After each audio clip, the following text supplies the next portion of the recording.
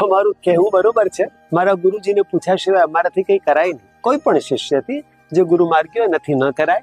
તમે જે કહ્યું કે ગુરુજી આપને આટલું સારું જ્યોતિષનું જ્ઞાન છે, આટલું સારું આયુર્વેદનું જ્ઞાન છે, તો આપ આના વિશે કોઈ વિડીયો કેમ નથી મૂકતા? બરોબર છે તમારું કહેવું, પણ અમે ગુરુજીને પૂછ્યા વગર ન કરી શકીએ. અને બીજી વસ્તુ એ કે આ મારું જ્ઞાન નથી ભાઈ, આ મારું પોતાનું ઉપાર્જિત કરેલું નથી. આ તો ગુરુ કૃપાથી મળેલું બધું રેડીમેડ ખાઈએ છીએ. હું મારા ઘણા બધા પોડકાસ્ટમાં, ઘણા બધા સત્સંગોમાં કહું કે આના બધા જે વખાણ થાય, પ્રશંસા થાય, એનો અધિકારી હું નથી.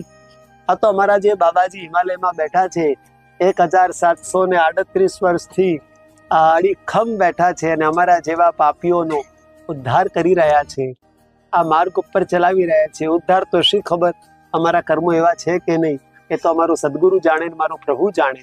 પણ હા, આ જે કંઈ પણ જ્ઞાન છે એ બધું અમારા માવતર દ્વારા મળેલું અને સદગુરુ દ્વારા મળેલું જ્ઞાન છે.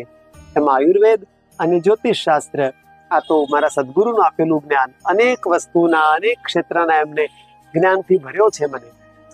પણ એના વિશે ભલે બધી તમામ કહેલી વાતો સાચી પડતી હોય, અનેકો લોકોના શરીરના વ્યાધિ આદિ ઉપાધિ જે કંઈ પણ શરીરથી રિલેટેડ હોય એ બધું દૂર થતું હોય, રોગરાઈ, પણ મારા ગુરુજીને પૂછ્યા વગર, એમની અનુમતિ લીધા સિવાય અમારથી એના વિડીયો કે કંઈ મુકાય નહીં.